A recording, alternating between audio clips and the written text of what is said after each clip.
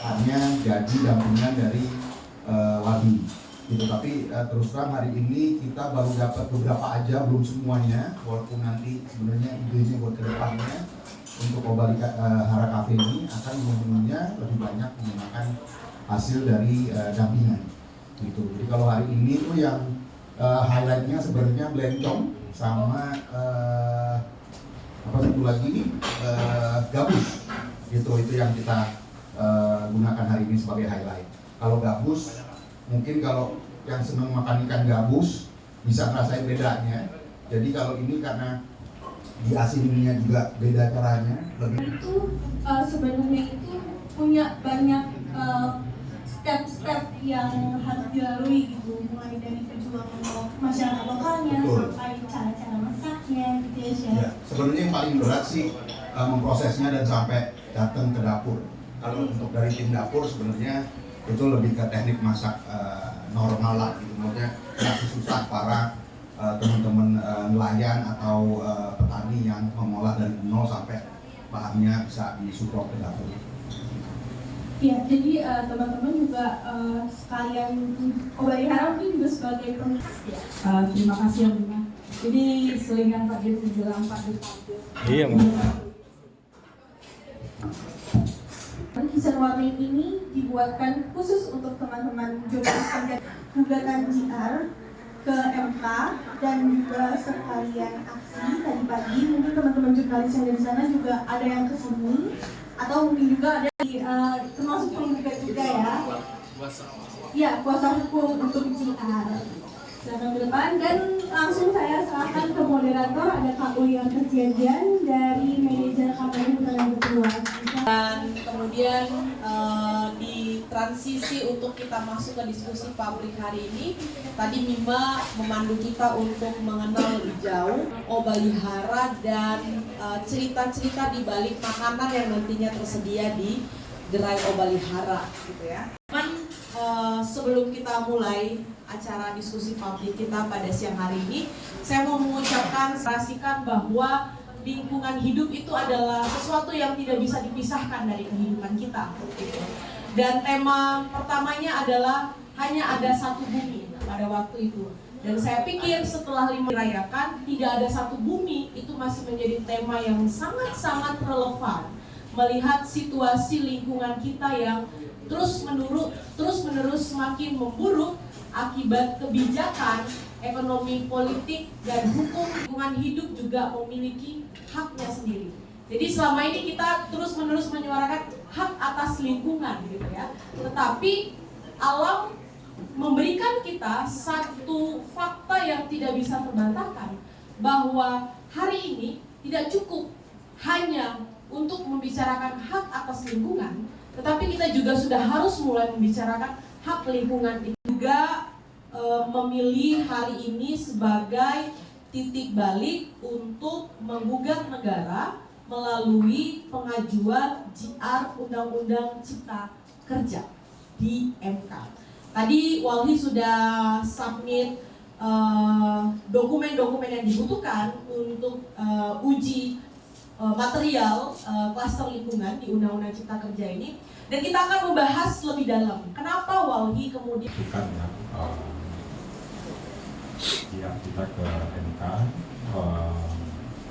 dan kita pilih hari lingkungan.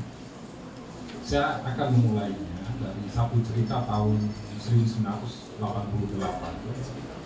itu ketika pertama kali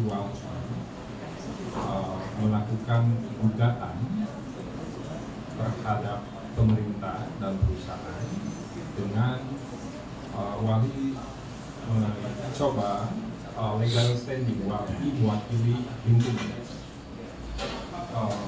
Majelis hakim walaupun dalam gugatannya tidak mengabulkan gugatan Walhi, tetapi tahun 88 ini itu sejarah bagi perjalanan regulasi lingkungan Indonesia, karena ada dua hal penting dalam proses gugatan ini. Yang pertama, majelis hakim dalam mengambil pertimbangan sebelum menjadi keputusan melakukan satu proses namanya perbandingan hukum. Karena ini gugatan pertama. Jadi majelis hakim melakukan perbandingan hukum dengan melihat konstitusi negara-negara lain. Jadi majelis hakim melihat konstitusi negara Portugal, Amerika, Jepang, dan membandingkannya dengan Indonesia, sehingga majelis hakim mengambil kesimpulan pertama bahwasanya Indonesia adalah salah satu negara yang konstitusinya itu hijau. Dikatakan hijau, dia sama dengan Jepang,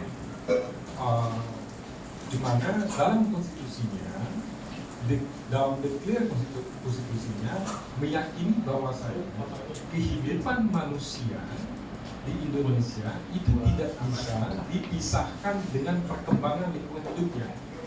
Jadi perkembangan sosial, pertumbuhan peradaban itu dia berjalan selaras dengan lingkungannya. Itu satu kesimpulan yang penting. Yang kedua, majelis hakim melihat bahwasanya di lingkungan itu ada dua hak. Yang pertama adalah lingkungan sebagai public interest, artinya lingkungan itu merupakan kepentingan semua orang. Yang kedua, di lingkungan itu ada hak lingkungan itu sendiri, bahwanya semua komponen lingkungan itu mempunyai hak. Gajah, tumbuhan, ikan itu dia mempunyai hak. Kenapa dia mempunyai hak? Karena dia merupakan bagian bagi lingkungan itu untuk tumbuh dan berkembang. Nah, batas apa hubungannya dengan gugatan yang kita masukkan pada hari ini?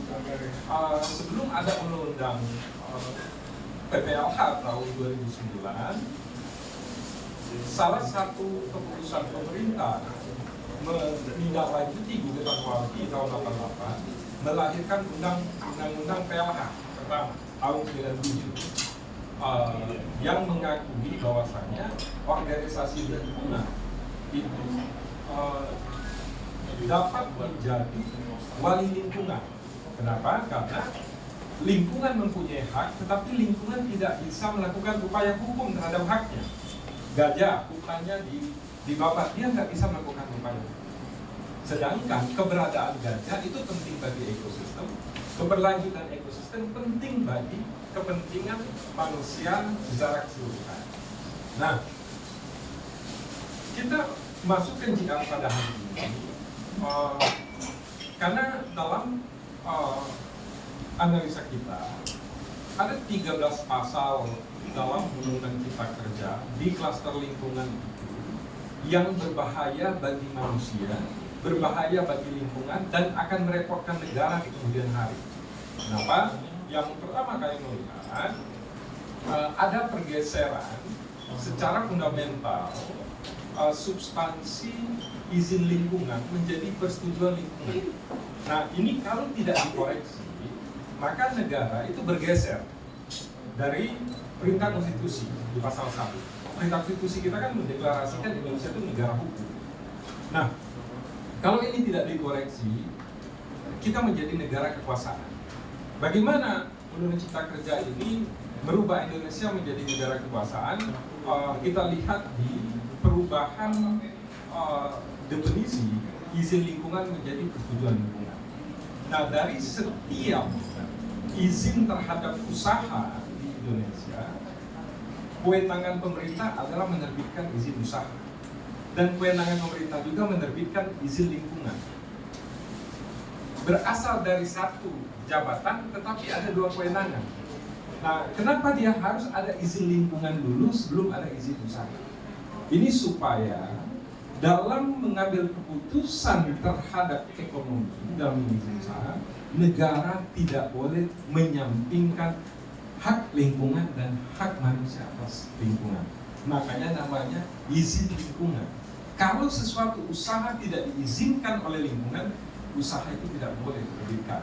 Makanya sebelumnya, sebelum Cipta Kerja ini, kalau izin lingkungan suatu izin usaha dibatalkan, maka izin usahanya itu otomatis batal. Baik itu dibatalkan oleh pemerintah maupun dibatalkan oleh pengadilan. Kenapa? Karena izin lingkungan itu dia menjadi prasyarat suatu izin usaha. Nah, Kenapa izin lingkungan stratanya lebih kuat dari persetujuan? Karena kalau persetujuan mau setuju mau enggak, kalau ada izin usaha dia bisa jalan. Yang kedua, saya melihat bahwasanya ada juga pergeseran di Undang-Undang Cipta Kerja ini.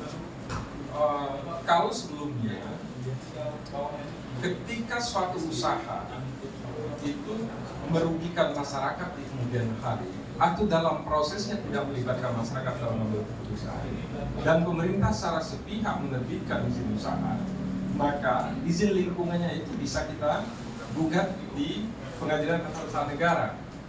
Nah sekarang itu nggak bisa lagi jadi digugat. Nah dalam proses izin lingkungan, sebelum izin lingkungan keluar, ada namanya sidang komisi AMDAL. Nah, sidang komisi AMDAL inilah yang memutuskan suatu izin usaha itu layak apa tidak. Suatu izin usaha bisa dikatakan layak itu kalau dalam pertimbangannya profit dari usaha tersebut tidak lebih kecil dari biaya pemulihan lingkungan. Kalau dalam perhitungannya biaya pemulihan lingkungan akan lebih besar dari profitnya, maka komisi AMDAL itu membuat keputusan ini tidak layak. Nah disinilah hukum itu berjalan. Artinya walaupun seorang bupati, seorang gubernur, seorang menteri mempunyai kewenangan menerbitkan izin, ada hukum yang membatasi kewenangan itu. Inilah yang dimaksud dengan negara hukum. Tapi sekarang komisi AMDAL itu dia tidak mempunyai kewenangan lagi untuk membatasi kewenangan dari eksekutif ini. Yang berikutnya kami melihat Undang-Undang Cipta Kerja ini selain dia merubah Indonesia dari negara hukum menjadi negara kekuasaan, dia juga bertentangan dengan konstitusi kita di pasal 28. Pasal 28 ini kan bahwasannya setiap orang berhak untuk hidup sejahtera, mendapatkan lingkungan baik dan sehat. Jadi lingkungan itu hak setiap orang. Nah di Undang-Undang Cipta Kerja ini direduksi, lingkungan itu bukan lagi hak setiap orang.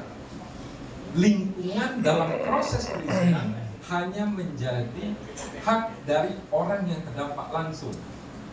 Nah kalau sebelumnya mau orangnya itu berada dalam wilayah izin usaha apa tidak, karena perintah Undang-Undang Lingkungan Hidup itu menyelamatkan lingkungan itu kewajiban kepada setiap warga negara, maka dia berhak untuk melakukan upaya hukum. Jadi walaupun saya berada di Jakarta sebagai warga negara, kalau saya melihat akan ada izin usaha di suatu tempat itu berdampak terhadap lingkungan, berdampak terhadap gajah, berdampak terhadap manusia, maka saya boleh mewakili kepentingan lingkungan ini untuk melakukan upaya tertentu. Nah di sini di Undang-Undang Cipta Kerja ini nggak boleh lagi.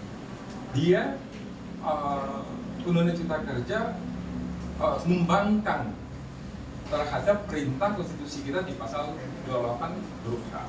Yang berikutnya berkaitan dengan hak lingkungan. Hak lingkungan itu kalau sekarang walhi menjadi wali lingkungan, karena walhi mempunyai legal standing mewakili lingkungan, bisa melakukan upaya hukum. Nah dalam Undang-Undang Cipta Kerja, dalam sidang AMDAL, organisasi lingkungan itu tidak lagi dikelompokkan menjadi pihak yang harus menjadi bagian dari komisi AMDAL. Begitu juga masyarakat yang berpotensi terdampak. Nah itu secara substansial kami melihat bahwasanya Undang-Undang Cipta Kerja ini harus kita uji di MK karena dia secara mendasar bertentangan dan membangkang pada konstitusi. Dan patut untuk kita garis bawahi, kalau Undang-Undang Cipta Kerja ini dia bertentangan dengan konstitusi dan akan memberikan dampak yang besar kepada rakyat dan lingkungan, lantas pemerintah menyusun undang-undang ini untuk siapa? Karena kepentingan rakyat tidak diwakili, kepentingan wilayah negara dalam konteks lingkungan tidak diwakili, maka ini adalah kepentingan penjahat lingkungan. Terima kasih Mbak. Saya mau ke Bang Mulya Samono dulu. Tadi sebenarnya